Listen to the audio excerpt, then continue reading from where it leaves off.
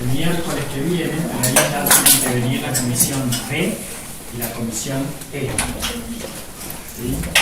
Pero a partir de este miércoles, durante las próximas 4 mostraciones, vamos a mostrar la otra caja que son 10 vídeos diferentes. Bueno, este preparado, ¿no es cierto?, no tenemos la posibilidad de hacer diagnóstico de órgano porque esto corresponde a la resección transuretral de una proliferación neoplásica vésica, ¿cierto? En donde lo que estoy viendo es una proliferación que tiene un patrón, es una proliferación de tipo uroterial, ¿no?, que tiene un patrón básicamente papilar, como ven acá, ¿no? Son papilas con un eje conectivo vascular que está tapizada por un urotelio. Ese urotelio obviamente está engrosado, ahí vemos, ¿no es cierto?, el eje conectivo vascular, y el urotelio está engrosado, ¿no? Ya ahí con este aumento uno ve que las células que constituyen ese urotelio son células atípicas, porque tienen un agrandamiento del núcleo, una hipercromasia moderada, ¿sí? Pero acá todavía no se ha perdido la polaridad, o sea, hay cierta maduración, no está desordenado ese urotelio, ¿no? ¿Ven? Que las células son células de citoplasma amplio, un aumento del número de células, pero con atipía, con núcleos atípicos, núcleos que tienen cierta discariosis, hipercromasia, formoidea, seguramente nos vamos a encontrar con mitosis, ¿sí? Fíjense que todavía en superficie hay algunas células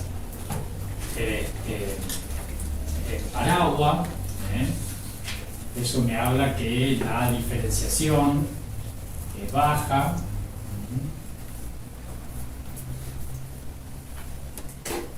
No obstante así, en esta papila grande vemos ahí un prolegómeno de célula que está más allá de la membrana basal. ¿Sí? ¿Ven ahí ese hilito? Cuando yo encuentro nidos o regueros de células o células sueltas, ¿no es cierto?, más allá de la membrana basal, ven ahí la membrana basal, quiere decir que está invadiendo la lámina propia, ¿no? Porque por donde van los vasos sería la lámina propia. Eso es importante tenerlo en cuenta.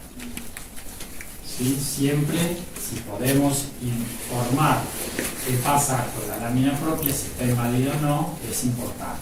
No obstante, es bastante focal, ¿no? Hay un poquito ahí de invasión de la lámina propia. Después, todo es así, ¿no?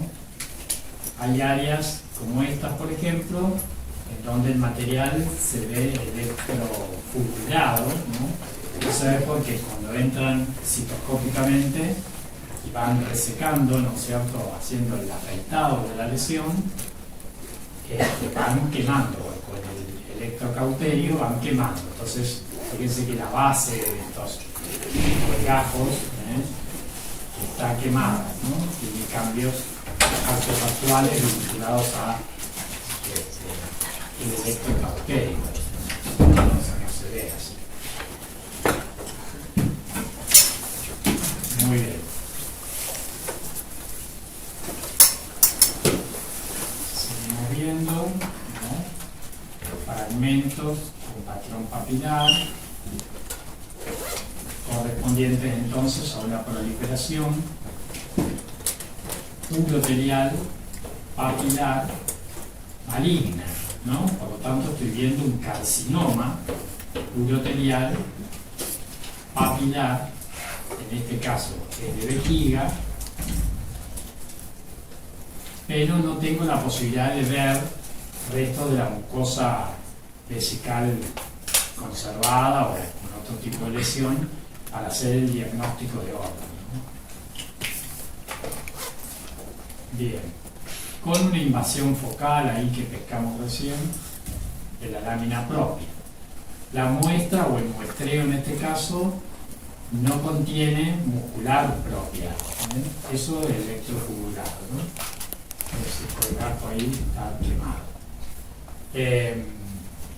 No tengo para informar, para ver qué pasa con la muscular propia.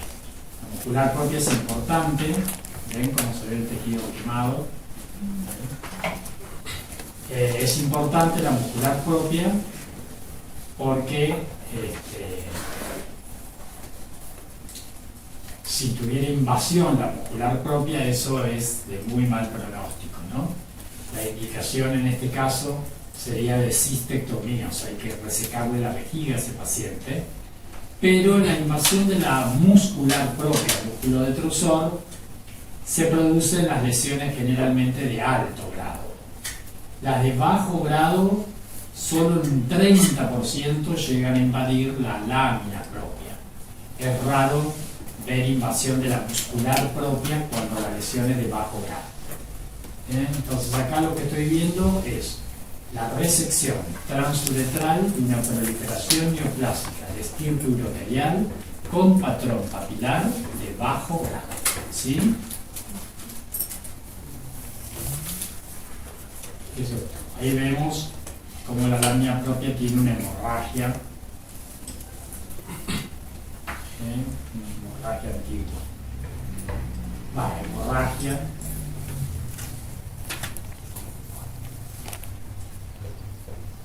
Un poco de hemorragia en la lámina propia, ¿sí?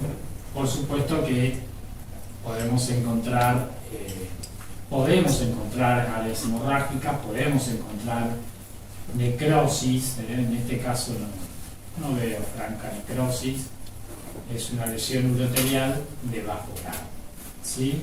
Es un carcinoma urotelial de bajo grado. Eso es todo lo que tienen para decir de este preparado.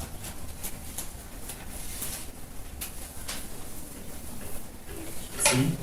Pero acá, obviamente, van a tener que describir la lesión y ya. Y después dar su diagnóstico de acuerdo a lo que estén viendo, porque no tengo la posibilidad de hacer diagnóstico de órgano. O sea, si no se les dice a esto está sacado de la vejiga, no podemos saberlo. Sí sé que es una lesión urotelial, por lo tanto esto tiene que ser o vesical, o ureteral, o pélvica, ¿no es cierto? Que serían las tres áreas cubiertas por urotelio que tienen la posibilidad de desarrollar un carcinoma de este tipo. Por la cantidad de material que estoy observando, esto es lo más probable que esté sacado de la vejiga. Pero no lo puedo confirmar si yo no veo tejido vesical, ¿no? O por lo menos mucosa vesical conservada. ¿Sí? Pero por la cantidad de material que estoy observando, esto es raro, porque si fuese un carcinoma urotelial de bajo grado de la pelvis, son tumores pequeñitos, ¿sí? Y si es del uréter, por más razón, generalmente son más pequeños. Pero la histología es exactamente igual, ¿sí? Exactamente igual. De hecho, las personas que desarrollan cánceres uroteliales en la vejiga, es muy probable que sincrónicamente o metacrónicamente hagan carcinomas uroteliales en otra localización. Eso es bastante común. O lo que puede pasar también es que esta proliferación, que es papilar, ¿no es cierto?, con crecimiento exofítico hacia la luz, adyacente a la misma, ¿no?, tenga, por ejemplo, áreas de carcinoma in situ, cosa que acá en este muestreo no veo, pero a veces nos toca ver material de esto y fragmentos, porque lo ideal es que además de resecar ¿cierto?, toda la lesión, se hagan tomas al azar de la mucosa vesical adyacente, múltiples tomas al azar. Entonces nosotros recibimos también muestreo del tejido vesical adyacente. Entonces ahí tenemos la posibilidad de ver, ¿no?, si mucosa que yo con cistitis o mucosa vesical que tiene cambios vinculados a hiperplasia papilar, por ejemplo, o a carcinoma in situ. Ojo que si vemos carcinoma in situ, el carcinoma in situ que vamos a ver siempre es plano. El carcinoma in situ no es una lesión papilar. Pero podemos ver áreas de hiperplasia papilar al lado de un carcinoma papilar, por ejemplo, ¿no? Pero bueno, en este muestreo, en este vídeo que nosotros lo mostramos, no hay nada de eso. Por supuesto que cuando uno ve esto, tiene que hacer diagnósticos diferenciales con otras lesiones papilares, ¿sí? Entre ellos, el tumor uroterial de bajo potencial de malignidad o la hiperplasia papilar. Por supuesto con el carcinoma uroterial de alto grado, pero acá en este caso un alto grado no es, ya que si fuera un alto grado, esto ya con el bajo aumento, yo veo unos núcleos enormes, sumamente eucarióticos, muy hipercromáticos, con nucleos muy evidentes, con mitosis anómalas. Y acá ya veo, si bien hay atipía, pero no hay pérdida de polaridad. El carcinoma uroterial de alto grado tiene pérdida de la polaridad grosera, ¿sí? Muy bien. Por eso no es necesario ir directamente al más alto aumento, sino que cuando estén en el microscopio, ir con el mínimo aumento y recorrer el preparado, así ya nos da una idea de más o menos cómo es el parénquima, cómo es la estructura. Y después pueden pasar a un segundo aumento, que sería el amarillo, para poder ver estas características un poco más individualizadas. Pero no es necesario ir directamente al mayor aumento. Sí, siempre empiezan con el panorámico y empiezan, o sea, por 10 sería, ¿no? El primer aumento, acá no tengo panorámico, tengo el primer aumento por 10. Primero recorre todo el preparado para ubicarse, ¿no? Porque, por ejemplo, en este caso, ya de por sí, si yo empiezo a ver, tengo un corte acá y otro corte acá. Ya son dos cortes tisulares, ¿no? Son dos cortes diferentes. Bueno, y en esta ocasión, ¿no?, vamos a empezar por este primer corte. ¿Sí? Primero el primer corte, bueno, ubico. Empezamos acá. Ya estoy viendo una mucosa, por lo tanto estoy viendo un órgano hueco, ¿sí? Bueno, la mucosa tiene ciertas características que a mí me ayudan a pensar en qué órgano estoy, ¿sí? Esto, ¿dónde estaría parado acá? Colon, ¿cierto? Dado que la mucosa está constituida, una mucosa con forma glandular, constituida por elementos crípticos o criptas, ¿no? Criptas que tienen básicamente un predominio de células caliciformes, con algunas células absorbentes, pero predominantemente células caliciformes, ¿sí? Muy bien. Esas criptas, o el componente glandular, está inmerso en un tejido conectivo, que es la lámina propia, que es el tejido que ustedes ven entre las criptas, y asienta sobre una capita de músculo liso que es la muscular y mucosal. Entonces, en profundidad pasamos luego a la submucosa, ¿sí? Y la submucosa es el tejido conectivo que está por debajo de la mucosa, que contiene también vasos, ¿no? Arteriolares, venosos, filetes nerviosos, etc.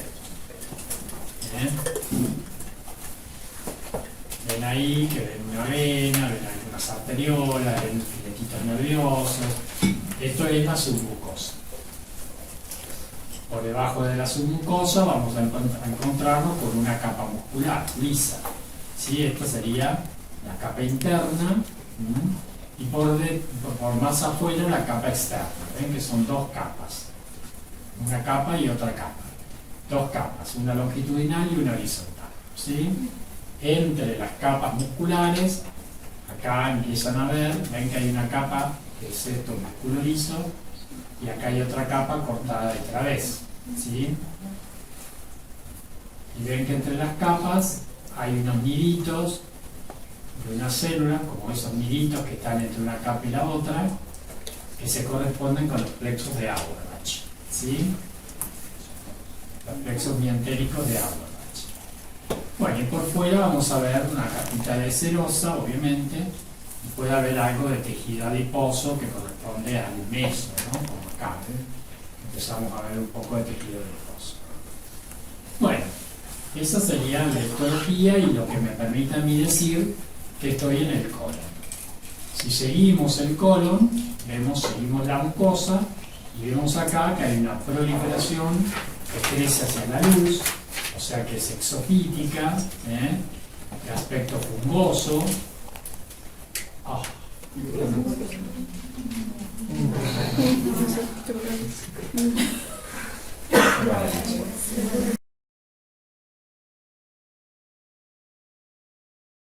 Digamos que hay una proliferación de crecimiento exofítico, fungoso, ¿no es cierto?, hacia la luz, que está constituida por estructuras glandulares, ¿sí?, de distintas formas, de distintos tamaños,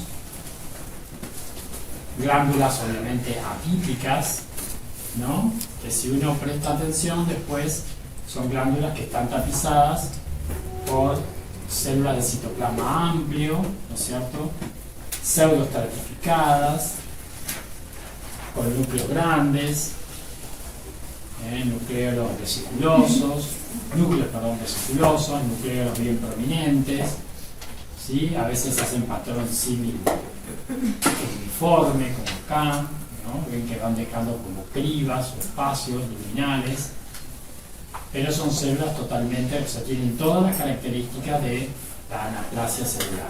¿Sí? O sea que son glándulas atípicas, inmersas en un estroma desmoplásico, o sea, con fibrosis marcada. ¿Sí? Si vamos hacia la superficie, vemos que está erosionada, ulcerada, ven que ahí hay necrosis con leucocitos en la superficie, eso me dice que la lesión está ulcerada, necrosada. Bueno, y después es importante, vamos hacia la profundidad, ir a ver hasta dónde infiltra. Vemos que la infiltración de esta proliferación llega hasta el comienzo de la capa muscular, ¿no? Ahí ya está empezando la capa muscular y veo glandulitas ahí infiltrando. Si prestan atención, se van rompiendo esas glándulas, se van deflecando y empiezan a ver células sueltas o regueros de células que se meten a nivel de la capa muscular, ¿cierto? Pero en el comienzo de la capa muscular. Pero ya cuando empiezo a ver ese deflecado, ven ahí que se rompen las glandulitas y se ven células como sueltas, atípicas, metidas adentro, ¿sí? Ahí con una mitosis. Eso se llama budding, y el budding es un signo de mal pronóstico, que me está indicando invasión claramente. En este caso la invasión es hasta el comienzo de la capa muscular, sin completar la capa muscular.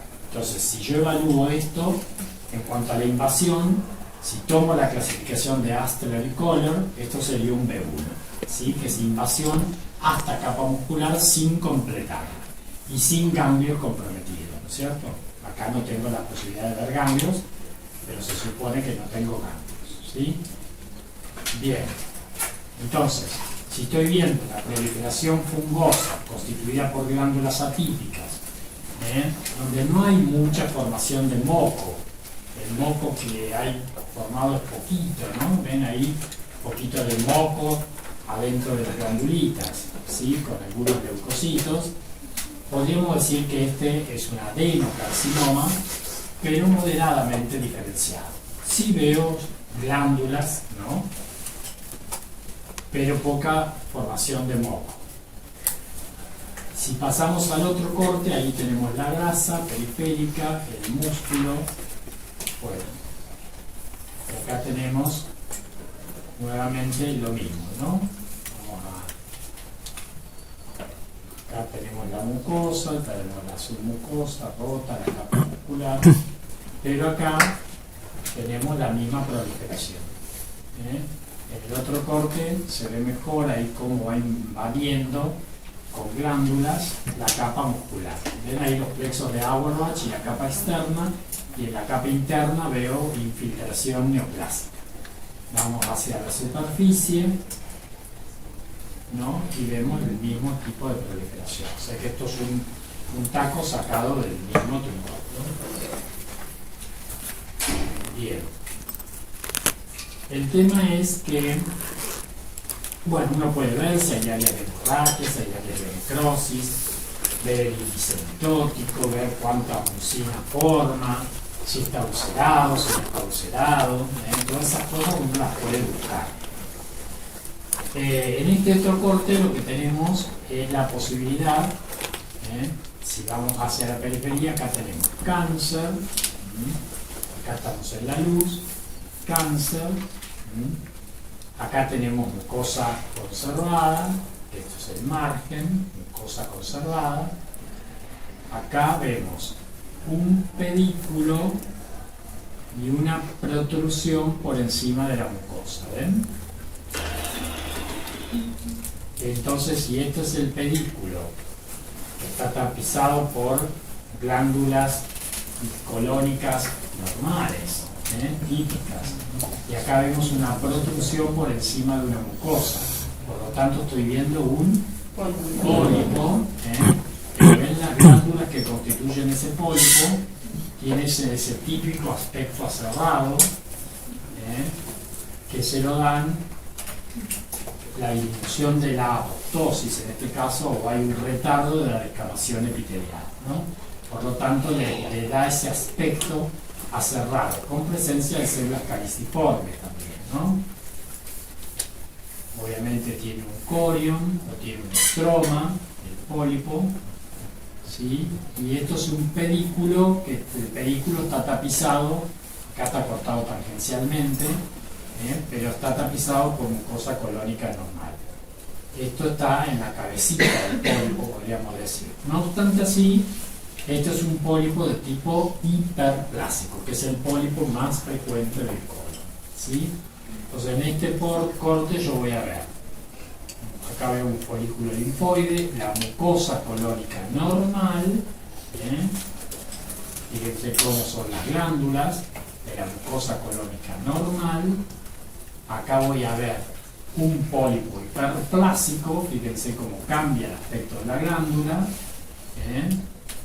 y acá adyacente voy a ver una neoplasia, que se origina de esa mucosa colónica, ¿no? Esto es un adenocarcinoma, con patrón fungoso,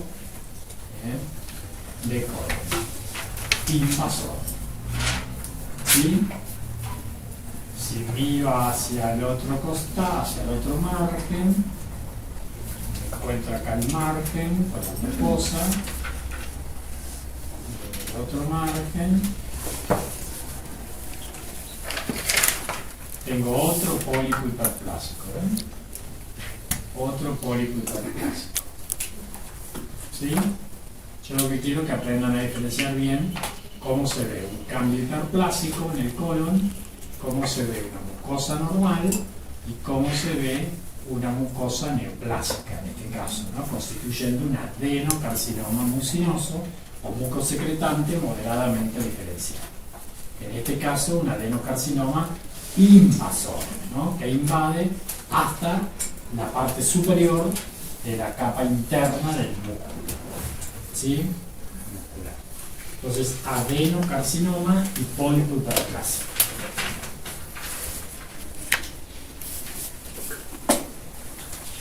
Si hay algo que me quieren ir preguntando, me paren,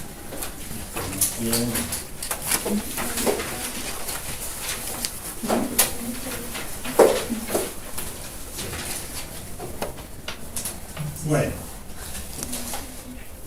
este es otro preparado que tienen que decir de dónde lo sacaron. ¿Por qué? Porque no tengo ni órgano adyacente para hacer diagnóstico de órgano, ni tampoco le veo una cápsula bien definida. Si bien estos tumores suelen ser capsulados, a pesar de que la cápsula puede ser fina, gruesa o a veces incompleta.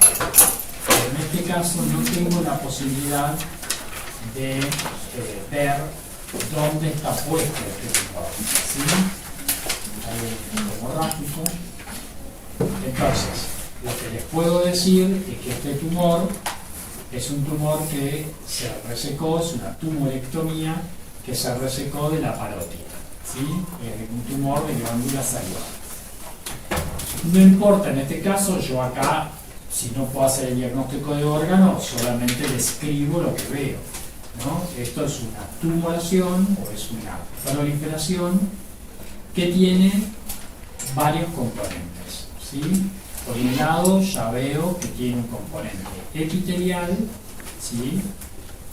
Que se expresa a través de estructuras de tipo ductal, a través de nidos, a través de regueros, de cordones, la parte epitelial. ¿Sí? En esa parte epitelial ustedes van a poder ver, vamos a ir a una zona, a ver, por ejemplo acá.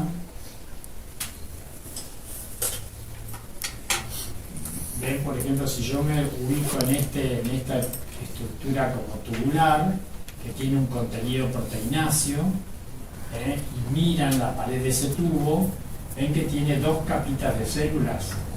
¿Sí? Bueno, la capa más interna es epitelial, pero la capa más externa es mioepitelial. Acá las células mioepiteliales se ven como más claritas hacia afuera, con citoplasma más clarito. ¿Sí? Esas que ven más claritas son células mioepiteliales. Las células mioepiteliales en este tumor son las que dan origen, por diferenciación divergente, a todas las demás células. O sea, a partir de la célula mioepitelial, benigna en este caso, se originan las células epiteliales, constituyendo regueros, cordones, tubos, etc. Y todas las demás estructuras, ¿no es cierto? Por ejemplo, desde acá podemos ver una playa o un enrejado de células epiteliales, mioepiteliales, con algunos túbulos con secreción, pero acá vemos también un cambio, fíjense, ese cambio que vemos en el centro, al lado del tubo más grande. Esto es metaplasia escamosa, ¿sí?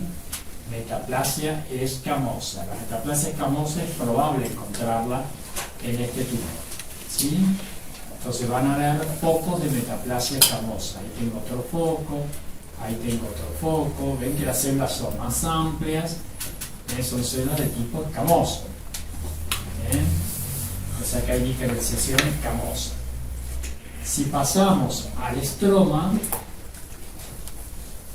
por ejemplo, esta zona estromal es un tejido que está constituido por células pequeñas, que son células a veces fusiformes, a veces estrelladas o algo elongadas, pequeñas, que están en un marma o en una matriz constituida por mucopolisacáridos. Ven que el fondo es como moquito, tiene como hebras de moquito, que son células como alargaditas, algunas pueden ser más estrelladitas, ven, o triangulares. Bueno, esto es tejido mixoide, diferenciación mesenquimática de tipo mixoide, ¿sí? Pero totalmente benigna. Ahí vemos más metaplasia escamosa, ahí vemos más metaplasia escamosa. Pero bueno, hay otras zonas del preparado en donde caemos a esta matriz. Esta zona, si ustedes prestan atención, es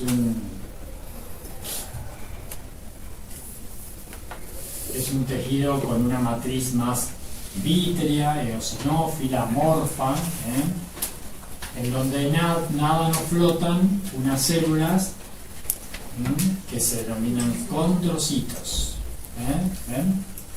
Esas células que se llaman condrocitos están en un magma o en una matriz de tipo condroide. Ven que es un tejido mesenquimático que se está diferenciando hacia tejido cartilaginoso. ¿Sí? Entonces tenemos áreas cartilaginosas, áreas epiteliales, metaplasia escamosa, áreas mixoides, áreas tubulares. Los tubos que forman pueden contener o cristales de urato sólido, cristales de calcio, de oxalato de calcio, pueden tener secreción proteinácea, pueden hacer esférulas hialinas, distintas cosas. Entonces, cuando estamos viendo una proliferación de este tipo, estamos viendo el típico ejemplo de tumor mixto, o sea, un tumor, ¿no es cierto?, que está constituido por lo menos por más de dos tipos celulares, pero que se diferencian a partir de un tipo celular que proviene de una sola capa endodérmica, ¿no? Mesodérmica en este caso. ¿Sí? Quise decir de la misma capa embrionaria, que en este caso es mesodérmica, que son las células mioepiteliales. ¿Se entendió? O sea, la célula mioepitelial se origina en el mesodermo, de esa capa embrionaria. Y a partir de esa célula mioepitelial se forman las células epiteliales, a partir de ahí se diferencia hacia células escamosas, a partir de ahí se diferencian hacia células y matriz mixoide, hacia células de tipo condroide, ¿no? Por diferenciación divergente. Entonces, cuando yo tengo un tumor constituido con células benignas, epiteliales y mesenquimáticas con distintos tipos de diferenciación, pero proveniente de una célula que derivó de una sola hoja embrionaria, estoy hablando de un tumor mixto. ¿Sí? El típico ejemplo de tumor mixto es esto como está sacado de la parótida, que es una glándula, se llamará adenoma. ¿Sí?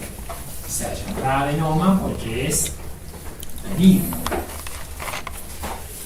Y se llamará pleomórfico porque tiene áreas de distintas formas, con distintas morfologías. Entonces se llama adenoma pleomorfo o tumor mixto, en este caso parotídeo.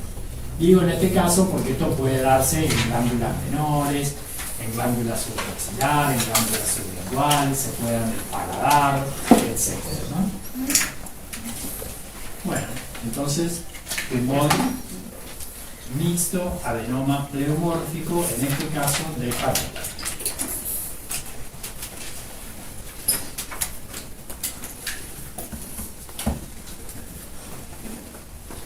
¿Vamos bien?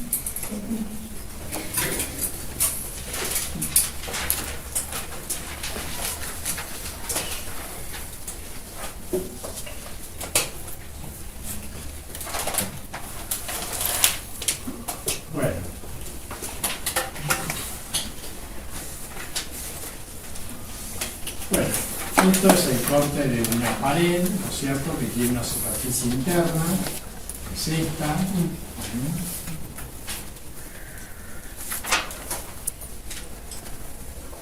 Si prestamos atención, esa superficie interna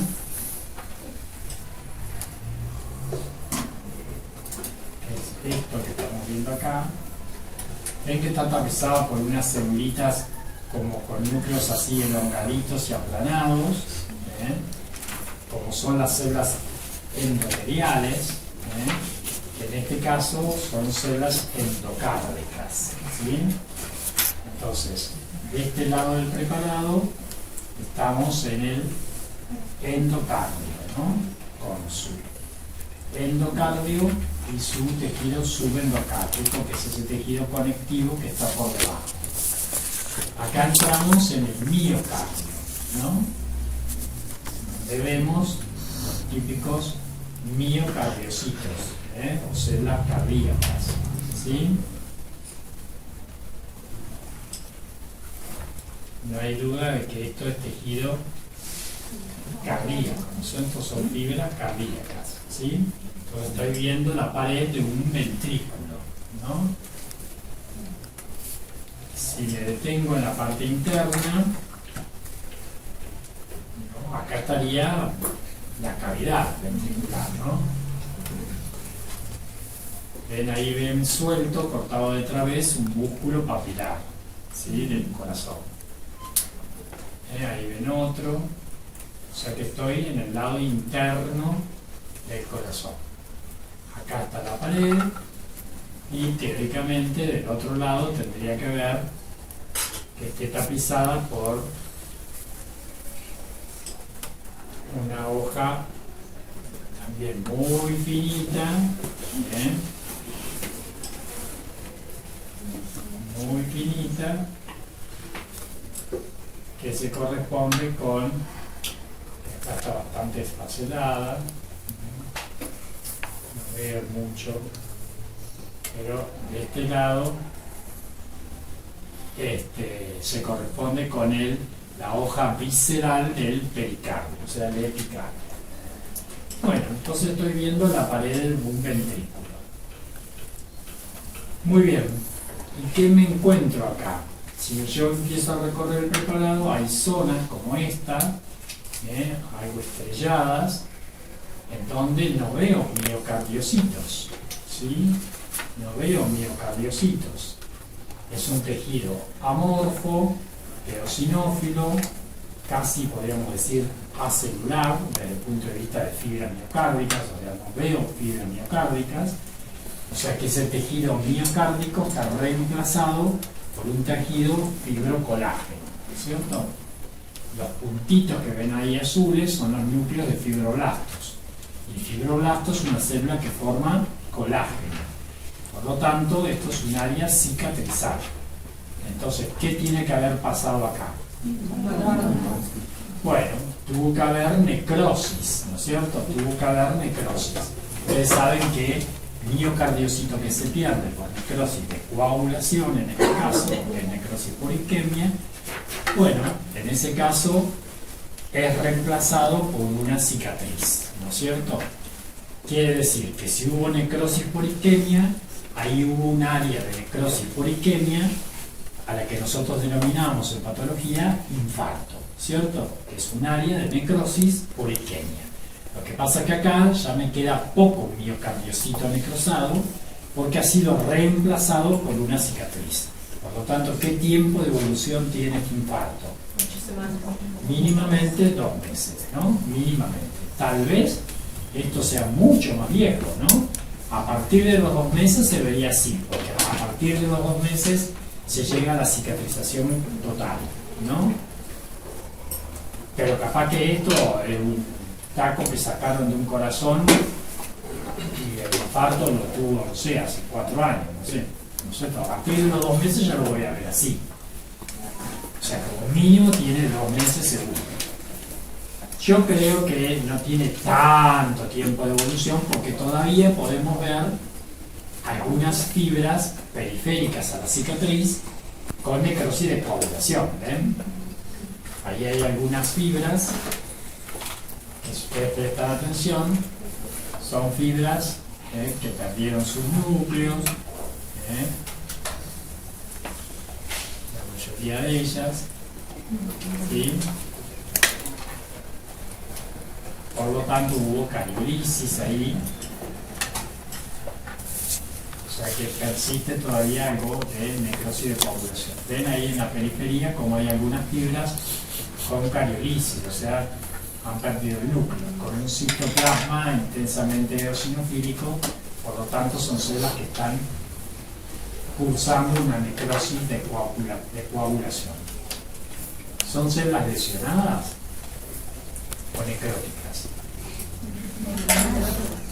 Necróticas, ¿cierto? Si son células necróticas, obviamente han sido células que pasaron por la lesión, ¿no es cierto? Y lesión irreversible, obviamente, ¿no? Ven ahí, comparen algunas fibras con las que todavía tiene el núcleo, con algunas que todavía ya no lo tienen. Esas fibras están anucleadas, eosinofílicas, esas están necrosadas. Bueno, muy bien. Pero también, si ustedes prestan atención, ¿no es cierto?, van a ver que, especialmente en la periferia, el músculo todavía viable, ¿no es cierto?, trata de suplir la función de los miocardiocitos que murieron y se necrosaron, ¿no? Entonces, ¿qué empieza a pasar? Empieza a hacer un cambio, ¿no es cierto?, el miocardiocito, un cambio de tipo hipertrófico, ¿no? Como vemos acá, por ejemplo, ¿ven? Esos miocardiocitos con los núcleos bien grandes, la fibra es un poco más grande, pero tienen esos núcleos cuadrados, hipercromáticos, algo irregulares. Esas son células que tienen cambio hipertrófico con hipertrofia compensadora, en este caso, ¿sí? Entonces, en este preparado podemos hablar de cicatrización, o mejor dicho, de fibrosis, podemos hablar de infarto de miocardio, podemos hablar de necrosis de población, podemos hablar de lesión celular, podemos hablar de mecanismos de adaptación, de hipertrofia en este caso, ¿no? O sea, uno después, cuando le toca el preparado, el docente les puede preguntar cualquier cosa relacionada al preparado, ¿no? Acá tenemos varias cosas como para preguntar y averiguar, ¿sí? Entonces, en definitiva, estamos viendo un corte de pared de ventrículo con un área de necrosis poliquémica cicatrizal, o sea, un infarto cicatrizal con hipertrofia compensada.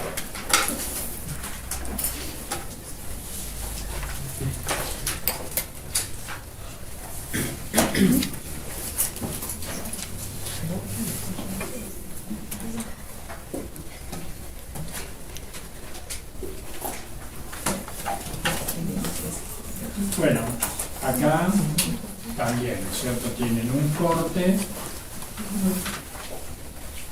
y acá tienen otros cortes, son dos cortes de un órgano sólido, ¿sí?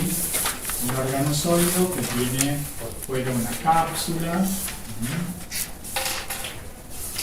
y bueno, si uno lo recorre un poco,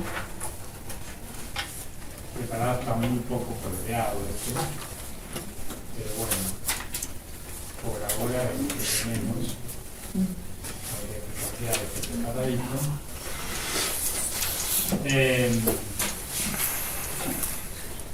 Pero bueno,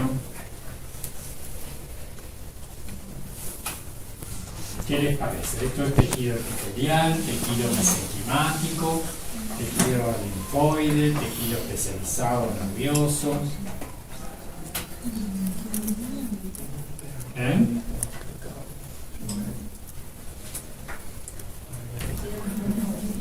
Es tejido linfoide, ¿cierto? Tejido linfoide. Ya con este aumento yo puedo ver que, si bien se destaca de algunas células cada tanto más grandes, tiene un fondo constituido por otras células que impresionan maduras, ¿cierto? Que impresionan maduras. ¿Ven la suerte que tengo? Mirá. Caigo ahí y ya ahí tienen algunas células, una por lo menos, que les hace viendo, ¿cierto?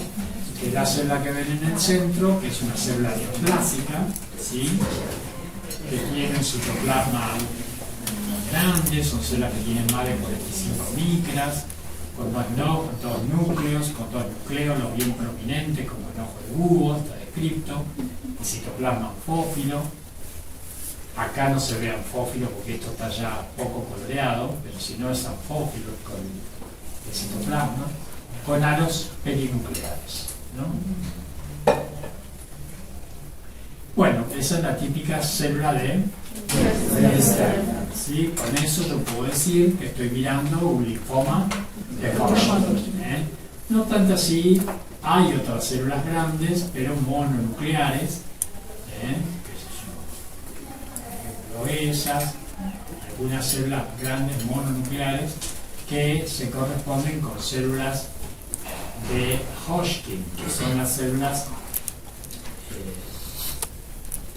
sí, bien digo, células de Hodgkin, ¿no? Sternbergoides que le dicen, ¿no? Son variantes. Ahí hay otro Sternberg, ahí hay dos, una y otra. Pasa que está cortada tangencial y se ve solo en los dedos. Bueno, y me llama la atención el fondo. El fondo es, algunas células son grandes, pero tienen un solo núcleo vesiculoso con un nucleolo prominente. Esas son células Sternbergoides o células de Hodgkin. La de Reed-Sternberg es la célula binucleada con nucleolos prominentes y halo perinuclear. Pero me llama la atención el fondo también, en donde veo que hay linfocitos, isquiocitos, pueden haber eosinófilos, pueden haber eosinófilos, neutrófilos inclusive. Bueno, en ese caso son células reactivas que llegan producto de la eliminación por parte de la célula de Reed-Sternberg, que es la célula neoplásica, de quimiosinas y citocinas que atraen distintos tipos de leucocitos, ¿sí? Entonces el fondo siempre es reactivo. Lo que es neoplásico acá son las células Sternbergoides y de Reed-Sternberg, ¿sí? Bueno, y tienen muchas Reed-Sternberg y Sternbergoides, ¿no? Muchas, con distintos tipos de células reactivas, ¿no?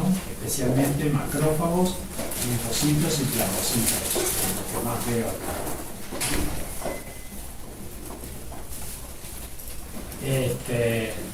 Por lo tanto, estoy viendo qué variedad del linfoma de Hodgkin. Celularidad mixta, ¿no?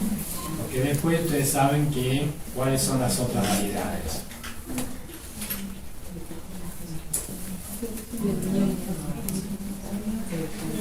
El rico en linfocitos, el de depresión linfocítica, la esclerosis medular, ¿no? Que no es ninguna de esas, ¿no? Porque para la esclerosis tendría que ver bandas de tejido conectivo y tendría que ver células laterales, ¿no? Si fuera un predominio linfocito, veo poca Reed-Sternberg y justamente rico en linfocitos. Si fuera una depresión, casi no veo linfocitos, y son células tan atípicas que, bueno, como se dice, son los Hodgkin que generalmente aparecen en pacientes inmunocomprometidos, ¿cierto? Con células de Sternberg pleomórficas, ¿sí? Y si viera un Hodgkin nodular, o sea, no clásico, el nodular, tendría que ver células Podkorn, las células LIH, ¿sí? Bueno, esta es la variedad del linfoma de Hodgkin clásico, la variedad más frecuente en el varón especialmente y en nuestra zona, ¿no? Nosotros la que más vemos es el Hodgkin clásico, celularidad mixta. Digo esto porque en el libro figura como que el Hodgkin clásico más frecuente es la esclerosis, ¿verdad? Pero la esclerosis medular, el libro, recuerden siempre que es un libro yankee y es mucho más frecuente en las mujeres y a nivel del mediastino, pero en Estados Unidos. No. Eso no quiere decir que acá no se dé, ¿no? Pero siempre vemos mucho más frecuentemente esta. ¿Sí? Bueno, fácil. Lo único que tienen que reconocer es que están viendo tejido linfoide y lograr encontrar, aunque sea, una célula de Reed-Sternberg para poder decir que están frente a un linfoma, en este caso de Hodgkin. Porque si yo viera una proliferación linfoide inmadura y no viera células de Reed-Sternberg, estoy ante un linfoma no Hodgkin. ¿sí? Entonces ahí ya después tendría que visualizar el patrón y ver cómo son las células y hacer inmunistoquímica para ver si es un no Hodgkin T o un no Hodgkin B, ¿sí? Muy bien, entonces linfoma de Hodgkin. Probablemente cuando se lo ponemos en el examen tenga la posibilidad de ver uno mejor coloreado. O sea, lo van a ver más lindo. Ya te dije, pero bueno, todavía no.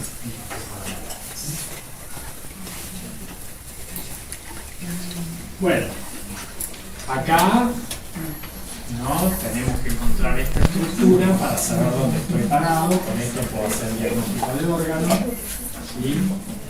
Acá que estoy viendo un bronquiolo terminal y acompañando el bronquiolo terminal una arteria, una arteriola, sería una arteria de pequeño calibre de tipo pulmonar, ¿cierto? Fíjense que si es normal casi siempre va acompañando al bronquiolo y tiene más o menos el mismo calibre, ¿no? Bueno, muy bien. Entonces yo ya sé que estoy en un corte de parénquima pulmonar. Lo recorro un poco y bueno, ya veo que todo lo que corresponde al parénquima pulmonar, cuando me refiero al parénquima pulmonar me refiero justamente a los alvéolos, a los conductos alveolares y a los bronquiolos respiratorios. Eso es parénquima pulmonar, ¿no? Veo que el parénquima pulmonar está ocupado por algo, ¿sí? Teóricamente tendrían que ser los espacios aéreos llenos de aire, ¿no? Como mucho con algún macrófago alveolar. Pero acá veo que está ocupado por algo. Bueno, ¿qué puede ocupar el parénquima pulmonar? Y bueno, puede ocuparlo sangre, puede ocuparlo un exudado, puede ocuparlo el líquido de edema, etc. Acá estoy en la pleura, ¿no? Vemos un poco de pigmento antracótico, a nivel subpleural, ese pigmento negro que ven ahí. Esta es la pleura que la está revisando. Pero bueno, la pleura no tiene nada más que congestión y nada más. Entonces, ¿qué está pasando acá? Difusamente este parénquima está ocupado, el espacio aéreo, ¿por qué? Por uno solo que grite. Un exudado, ¿sí? Un exudado. Si estoy diciendo que es un exudado, entonces ¿qué tendría que ver? Porque la palabra exudado es un término macroscópico, ¿no? Es un exudado constituido ¿por qué? Por un infiltrado inflamatorio, ¿sí? Acá histológicamente estoy viendo un infiltrado inflamatorio a predominio polimorfonuclear neutrofílico, ¿sí? La mayoría de esos son neutrófilos. Si bien se ven algunos macrófagos, como ahí en el centro, pero esos son macrófagos alveolares del espacio aéreo. O sea, nos damos cuenta por el número, ¿no? Si no, hay muy circular. No se confundan, por ejemplo, ¿ven? Acá estoy sobre un tabique. Voy a mostrarle ahí. Ven que yo tengo un tabique, ¿no? Y tengo un espacio aéreo de un lado y un espacio aéreo del otro. Esas células gordas que están tapizando el tabique,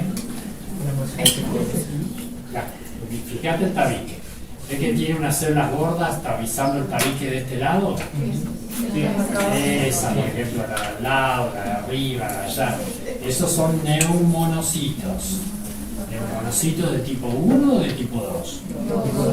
Tipo 2, porque el neumonocito de tipo 1, ¿cómo se ve? Claro.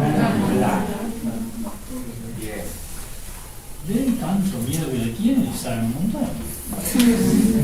Bueno, digo esto para no confundirlo con los macrófagos, que pueden estar pero dentro del espacio, ¿no? Ojo porque a veces se descama algún neumonocito y adentro hay neumonocitos sueltos. ¿Sí?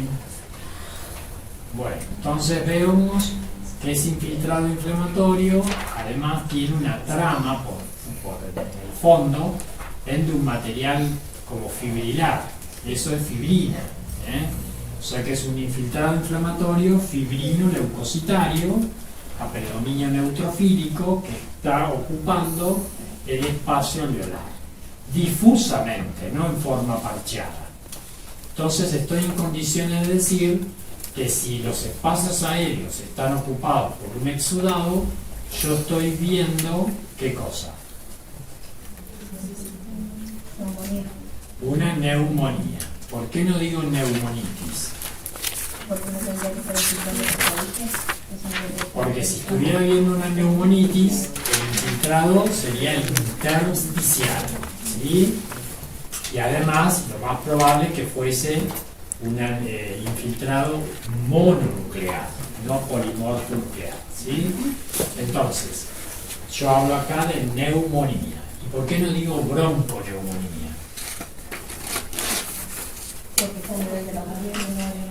Bueno, la bronconeumonía también ocupa los alvéolos. Pero ¿qué diferencia hay entre bronconeumonía y neumonía lobar? La distribución, ¿no es cierto? En este caso, si yo estuviese viendo una bronconeumonía, vería áreas con exudado y áreas internas, ¿no es cierto? O sea, parches en el pulmón, ¿sí? La bronconeumonía es parcheada. En este caso, todo el parénquima está igual. Por lo tanto, tiene una distribución difusa, lo que se conoce como el lobar, neumonía lobar. Acá mínimamente este taco está sacado de un lóbulo completamente condensado del pulmón, o por lo menos casi todo un lóbulo condensado, ¿sí?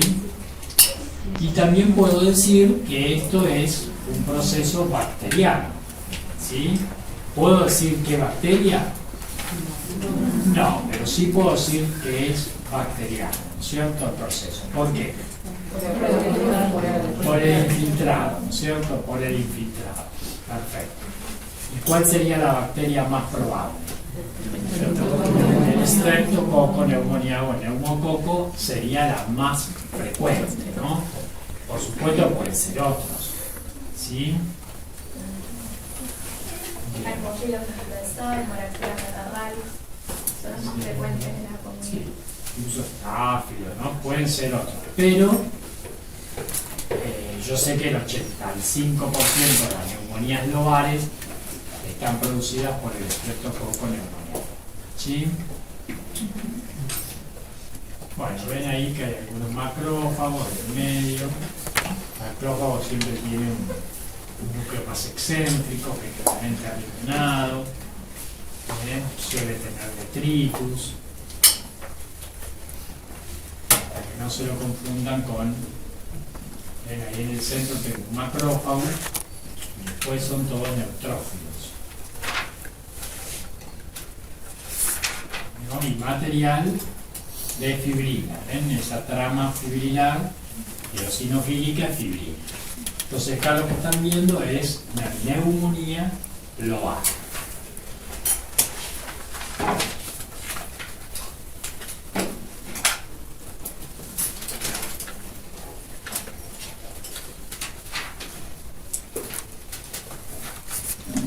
Bueno, acá recorremos un poco el parénquima.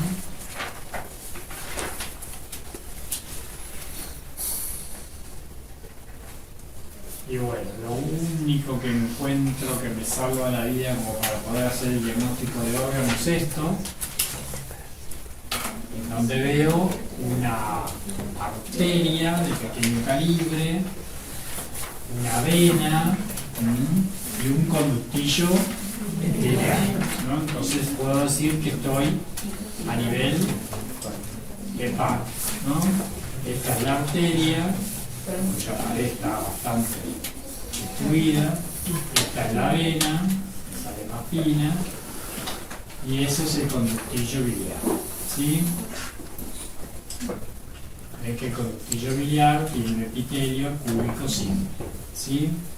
Bueno, yo sé que estoy en el hígado.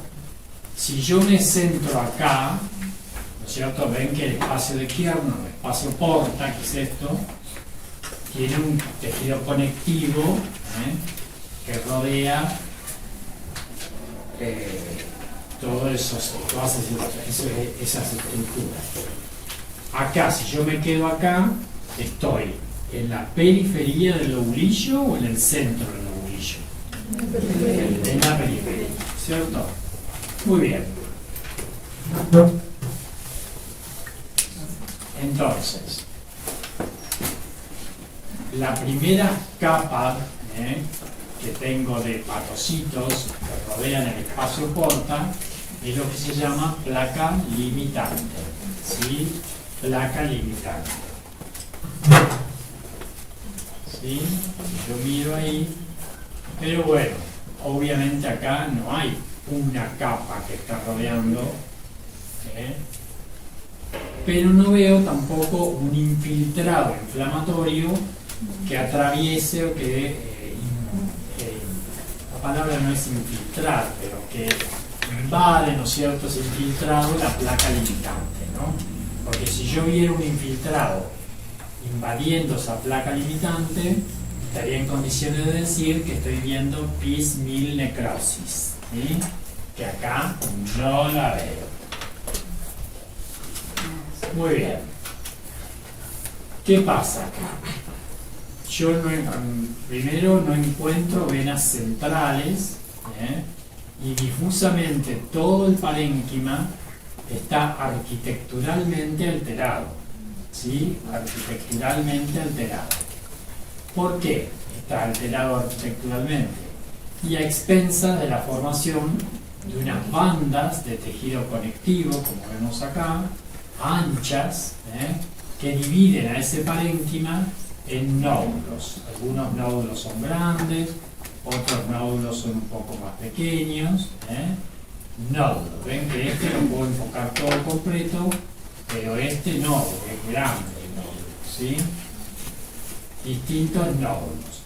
Los nódulos están constituidos por hepatocitos. Hepatocitos que son grandes. A ver, vamos a ir a otro que tenga menos alteración.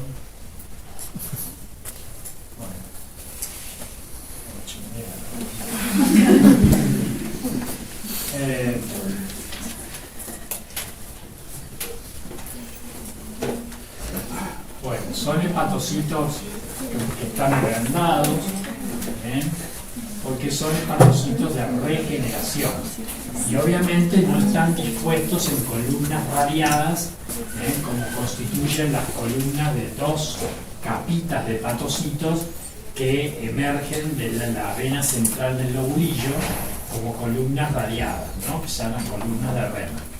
Evidentemente los hepatocitos son más grandes y están regenerándose como pueden entre esas bandas de tejido conectivo, ¿sí? Entonces son hepatocitos grandes de regeneración que van generando nódulos.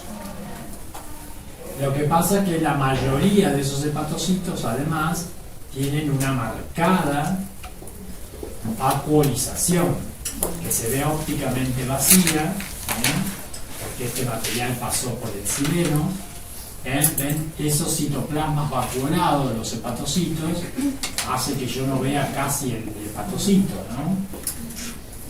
Porque esa vacuola hace que el núcleo se aplaste contra la periferia, y son vacuolas grandes, ¿sí? Ese acúmulo, que corresponde a acúmulo de triglicéridos dentro del citoplasma del hepatocito, se denominan esteatosis. Y fíjense los espacios, los sinusoides de los hepatocitos están llenos de eritrocitos, ¿sí? Esos son sinusoides congestivos. Entonces los nódulos de regeneración están constituidos por hepatocitos grandes regenerativos con una muy marcada esteatosis hepática. Y los tabiques conectivos están invadidos por un infiltrado polimorfo nuclear. Polimorfo nuclear. Y fíjense la cantidad de vasos que tienen esos tabiques. Esos vasos se van anastomosando, que eso es también un criterio diagnóstico de esta entidad, ¿no es cierto? El encontrar estos junts arteriovenosos en los tabiques. Entonces, cuando yo encuentro el parénquima hepático reemplazado difusamente, su arquitectura, nódulos de regeneración separados por bandas de tejido conectivo, con junts arteriovenosos, ¿cierto? Y un infiltrado acompañante predominantemente neutrofílico, estoy en condiciones de decir que estoy viendo un estadio de una hepatopatía final, ¿no es cierto? Una hepatopatía crónica en estadio final, que sería F6, porque acá veo nódulos completos, con bandas de tejido conectivo completas, ¿sí? Entonces es lo que nosotros clínicamente denominamos cirrosis, ¿sí? Cirrosis. Pero histológicamente esto sale diagnosticado como hepatopatía crónica en estadio avanzado F6, ¿sí? Según la clasificación de score de Nodel, que donde uno mide actividad inflamatoria y estadio, ¿sí? El estadio es la fibrosis.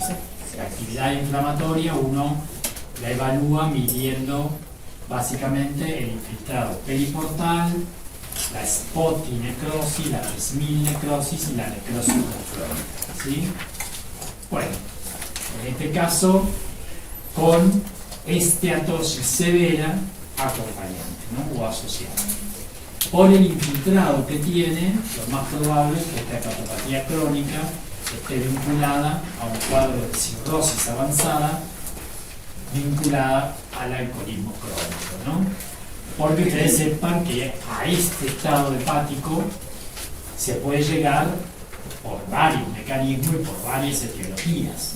Esto podría ser una cirrosis necrótica por una hepatitis B, o podría ser una cirrosis post-hepatitis C, o podría ser una cirrosis post-hepatitis autoinmune, o post-hemocromatosis, qué sé yo. O sea, hay muchas entidades en el hígado que pueden terminar con una cirrosis biliar primaria, ¿sí? O secundaria. O sea, se puede llegar a este estado de cirrosis por diferentes causas. Pero el infiltrado neutrofílico me hace pensar en etiología alcohólica, ¿sí? Porque, por ejemplo, si esto fuera post, no sé, hepatitis autoinmune, el infiltrado sería predominio plasmocítico. Si fuese, no sé, por una, como se dice, hepatitis B o hepatitis C, el infiltrado sería predominantemente linfocítico, con necrosis y valorización agregada, por ejemplo, o nódulos linfoides en el caso de la hepatitis C. O sea, se ven otras cosas, otro infiltrado, otros hallazgos. Si fuese biliar la causa, bueno, por lo tanto veríamos predominantemente, no sé, o ductopenia, o veríamos tapones biliares, o biliostasis exagerada, o colestasis, veríamos otras cosas. Ojo que en el caso de la colestasis el infiltrado también es neutrofílico, pero estoy agregando otros hallazgos que me hacen pensar en que la causa es biliar, no alcohólica. En este caso es una cirrosis post-alcoholismo crónico, ¿sí? Yo les voy nombrando todo eso porque, bueno, para que ustedes aprendan a hacer los diagnósticos diferenciales o pensar en las distintas etiologías y demás. No se queden porque si veo cirrosis es por alcohol. Por eso hoy se está tratando de erradicar el término cirrosis, ¿sí? Más que nada porque ahora se ve, hace ya un tiempo, ¿no? Pero se describió de que la cirrosis puede retrogradar, no en este estadio, pero por ejemplo si pescamos un estadio, no sé, F2, F3, F4, y la causa se cura, se elimina la causa, es probable que esa fibrosis retrograde, ¿sí? Entonces, como se vio de que esto no es un cuadro siempre irreversible, sino que es dinámico y puede revertir, se está tratando de eliminar ese término clínico que utilizábamos siempre, que es el de cirrosis. Porque la cirrosis es un término en donde nosotros decíamos que es un cuadro irreversible. Es cierto, cuando uno llega a un cuadro como el que acabamos de ver, es muy poco probable que revierta. Pero para eso tenemos que estar con un cuadro de patopatía F6, ¿sí?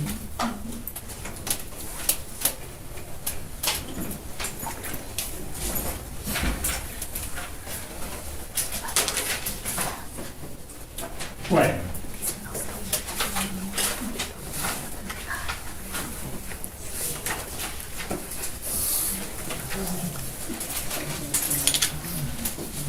buscamos algún elemento que me ayude para el diagnóstico del órgano.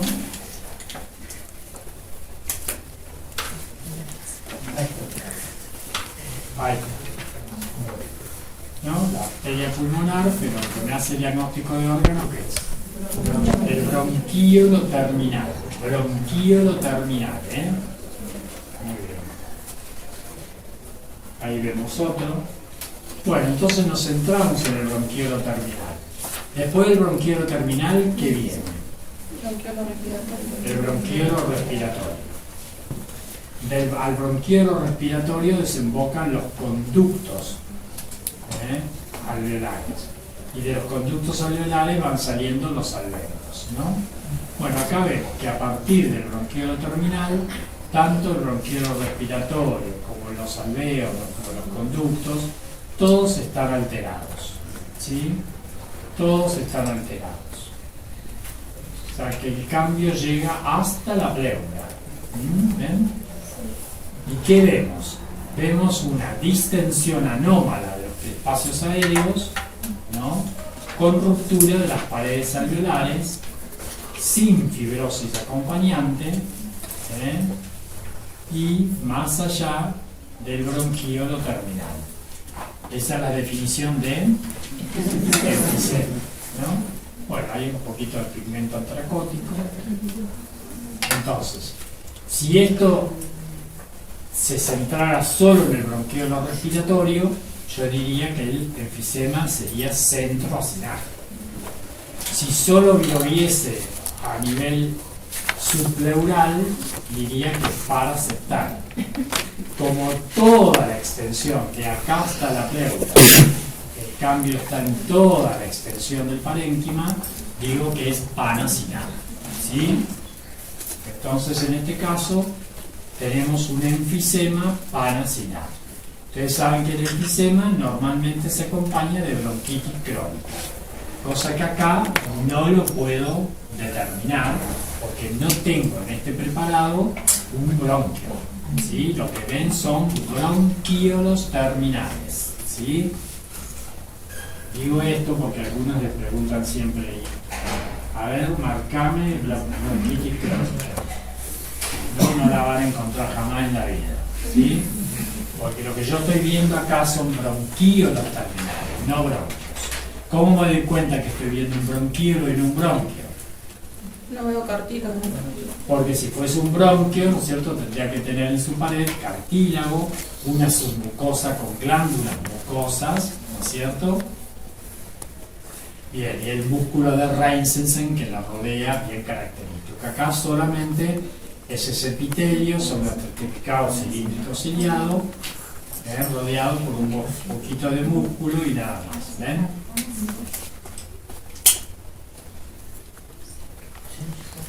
Ven que ven el epitelio con las cilias y un poquito de músculo liso abajo, ¿sí? ¿Ven las cilias? Sí. Bueno, entonces no voy a marcar las cilias.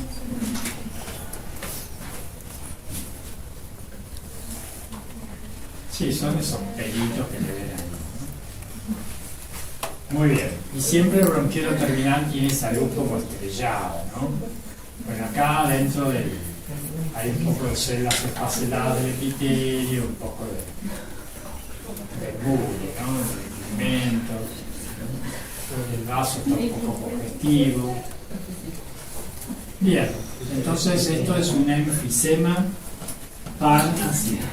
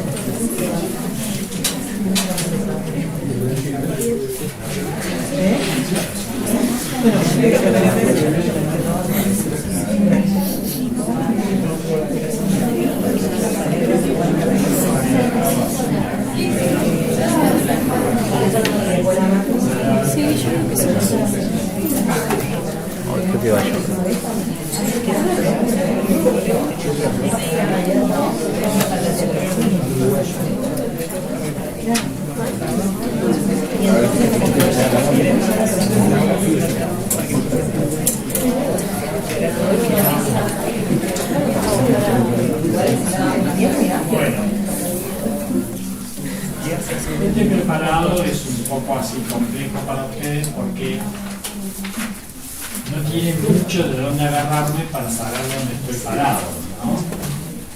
Pero bueno, si lo recorren con mucho amor, acá hay cosas que le pueden decir dónde estoy, pero eso lo vamos a dejar para después.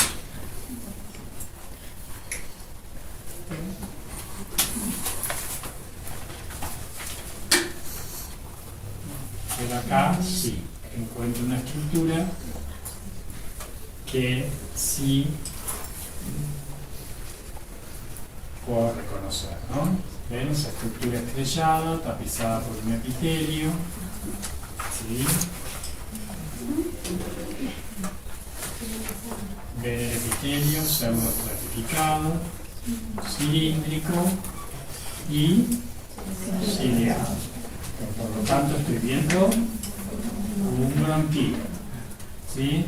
Si eso es un bronquíolo, quiere decir que este corte es del pulmón. Les decía porque acá en esta esquinita del preparado persisten algunos elementos, algunos espacios aéreos. Acá en superficie está la pleura. ¿Ven? Eso es pleura con vasos muy congestivos. Vasos muy congestivos con algo de pigmento antracótico, por eso se ven esas máculas negras cuando miramos los pulmones. Pero acá en este extremo persisten algunos espacios alveolares, ¿ven? Pero ¿qué pasa con estos espacios alveolares?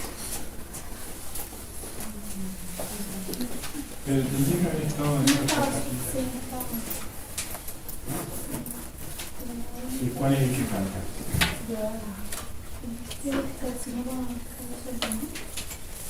Este es el que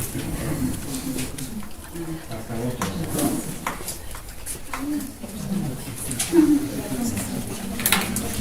Falta saber qué es.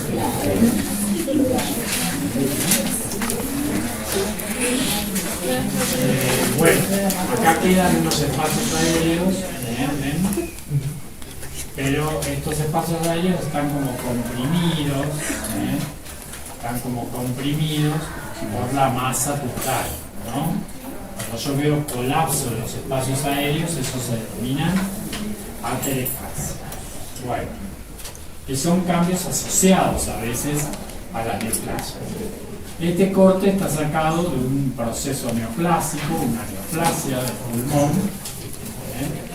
Está constituida, o sea que está reemplazando todo el parénquima pulmonar, constituida básicamente por unos nidos de células,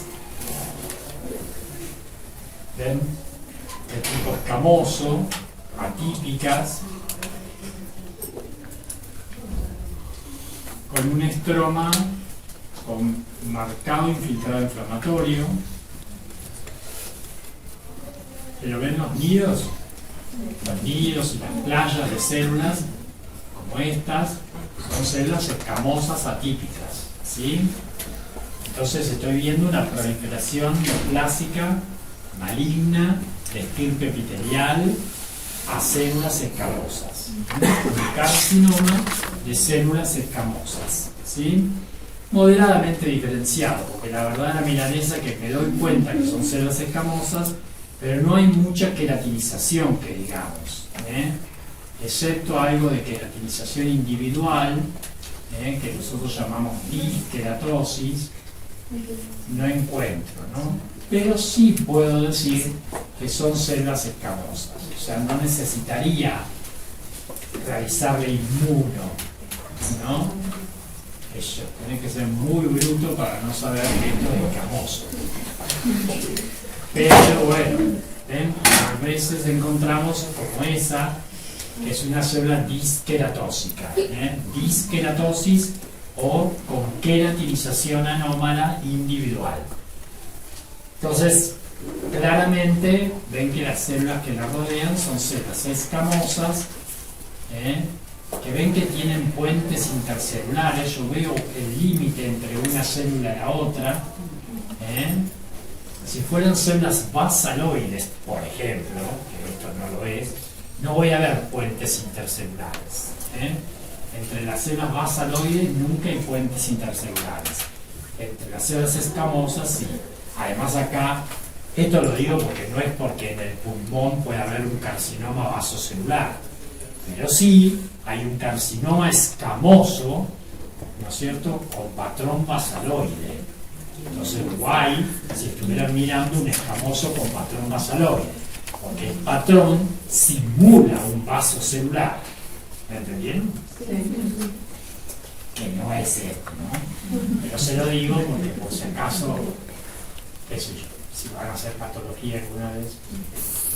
Bueno, entonces esto es un carcinoma de células escamosas moderadamente diferenciado, podríamos decir, porque sé que es escamoso, pero no hay mucha queratinización. Si fuera un bien diferenciado, yo vería como perlas córneas, globos córneos, queratinización, mucha queratinización. Ustedes saben que la diferenciación en el caso del escamoso se la clasifican de acuerdo a la formación de queratina. Cuando forman más del 75% de queratina son bien diferenciados. Si forman menos del 50% de queratina son moderadamente diferenciados. Y si forman menos del 25% son pobremente diferenciados, ¿no? Y cuando no forman casi queratina, bueno, que ahí sí son indiferenciados. Ahí sí tendría que hacer inmunistoquímica para ver si eso tiene origen escamoso, ¿sí? Porque es muy probable que no me dé cuenta si está muy indiferenciado el tumor. No obstante así, si yo quisiera corroborarlo, podría pedir algún marcador inmunistoquímico, ¿no? Y el marcador inmunistoquímico, o sea, un marcador que marca células escamosas atípicas, preferentemente es la P63.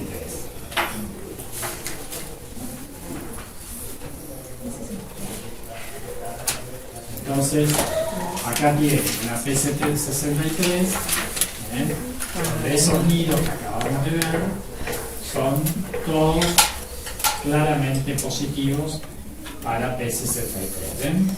Cómo se colorean de marrón todos los núcleos de las células, y a nivel intracitoplasmático también. ¿Sí? Eso es una P63. Si yo tuviese dudas, puedo hacer inmuno. Obvio que en el examen final no va a entrar la inmuno. Bueno.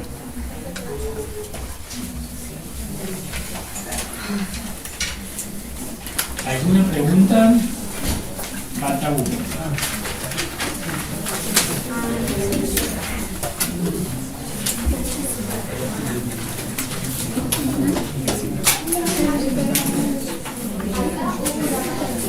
Todos los días, se empiezan a contar de no los dejo, van a aparecer. Dejo tapado, aparece abierto. Dejo los niños sueltos, aparecen adentro. No sé quién viene. El único que puede controlar soy yo.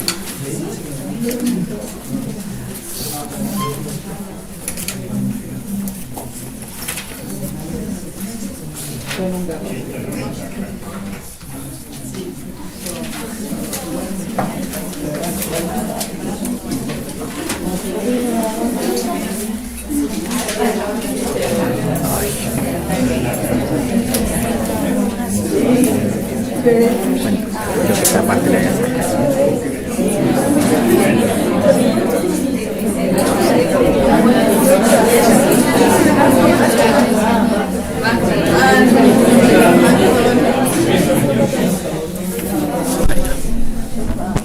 El último preparado es un preparado horrible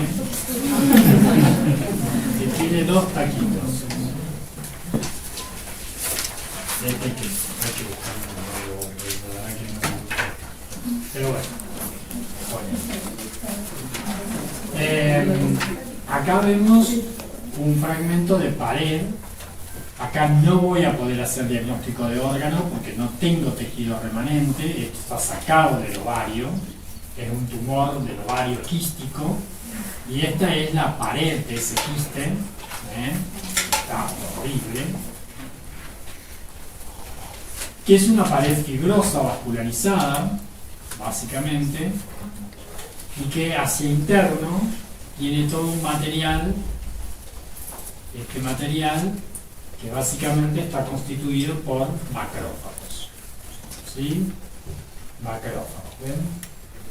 La mayoría de ellos son macrófagos, ¿ven? Con ese núcleo riñonado, ¿ven?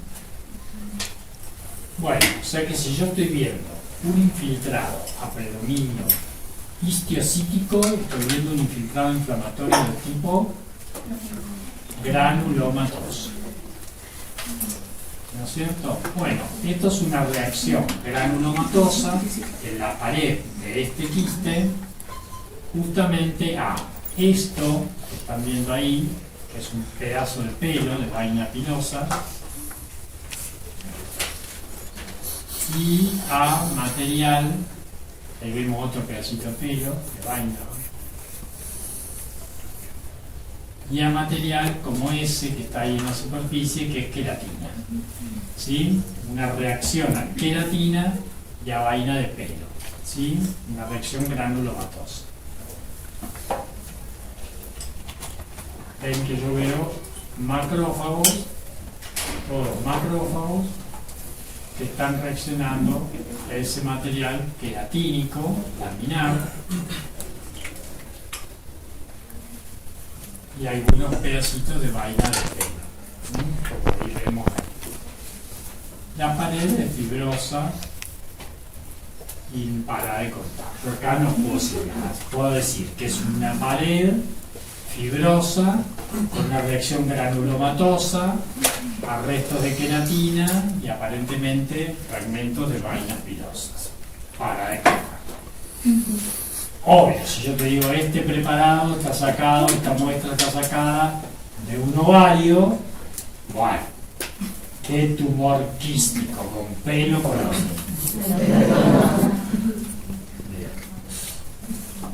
Entonces el otro taquito, que probablemente esté sacado de la protuberancia de Rokitansky, que es esa, cuando ustedes abren el quiste, vieron que tiene, el quiste está tapizado generalmente por epidermis en este caso, y si ustedes lo evacúan y sacan el sebo y pelo que tiene dentro de ese quiste, van a encontrar como una bolita, ¿no? Una sobrelevación en la pared interna que se llama protuberancia de Rokitansky. Ahí generalmente nosotros sacamos muestras porque es donde tenemos posibilidad de ver otros tejidos en el teratoma. Generalmente, ¿cierto? Bueno, entonces, ahí vemos que efectivamente está tapizado por un epitelio de tipo escamoso, un tanto atenuado, pero es un epitelio escamoso que forma queratina hacia la luz.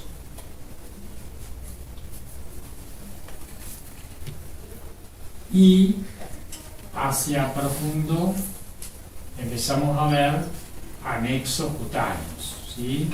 Por ejemplo, acá estamos viendo glándulas sebáceas, ¿sí? Glándulas sebáceas.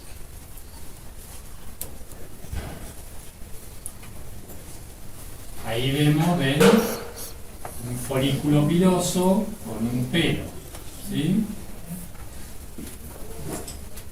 ¿Lo ven?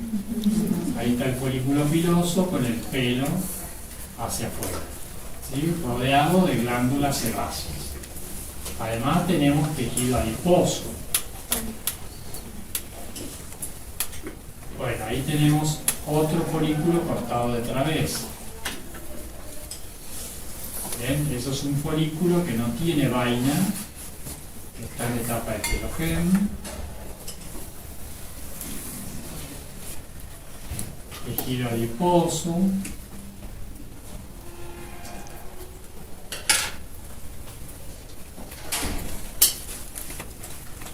Bueno, acá me encuentro con más folículos.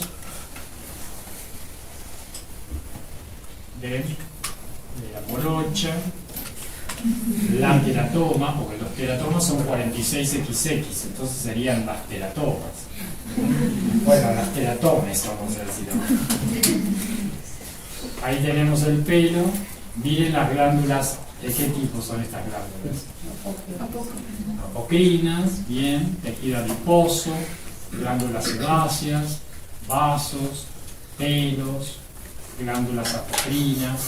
Ahí se ve el pelo completo, ¿no? Se ven todas las capas del pelo con la vaina del pelo en el centro. Muy bien. Todos constituyentes epidérmicos. Por eso esto se llama teratoma quístico maduro o quistoteratoma quístico dermoide. ¿Sí? Pero bueno, en este caso, acá vemos esta estructura cavitada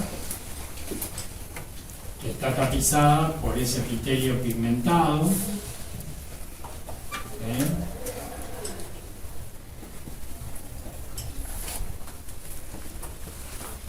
Ese epitelio pigmentado, eso es epitelio pigmentado de la retina. ¿Sí? Ven ahí que está el epitelio. Y ahí tenemos epitelio pigmentado de la retina. Y el tejido adyacente a eso es este tejido. Es tejido de tipo glial. Un tejido glial. ¿Saben lo que es el tejido glial, no? Bueno, ven, ahí hay una neurona ganglionar. Y esto es glía.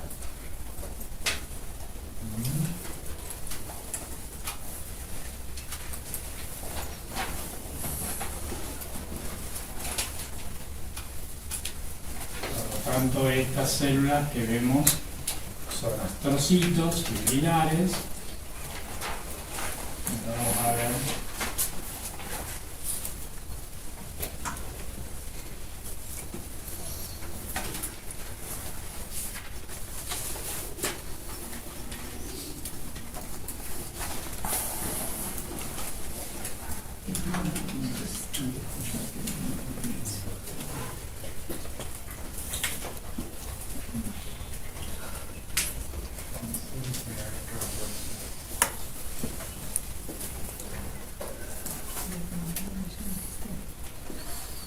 Esas células más redonditas son oligodendrocitos, ¿no? Esas que son redonditas con un citoplasma clarito. Oligodendrocitos. Bueno, no importa, igual es tejido glial. ¿Sí? Tejido glial. Solamente hay una neurona.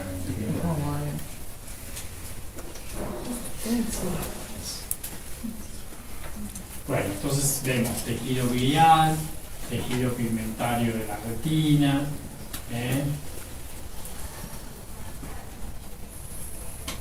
si tenía otra cosa. Tejido adiposo.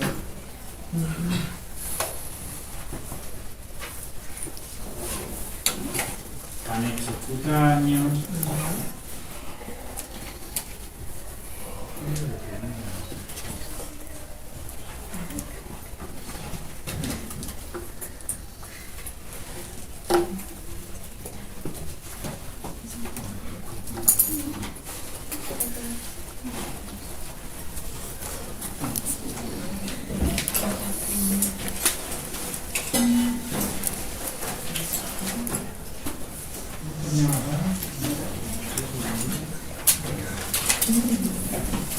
Cuidado que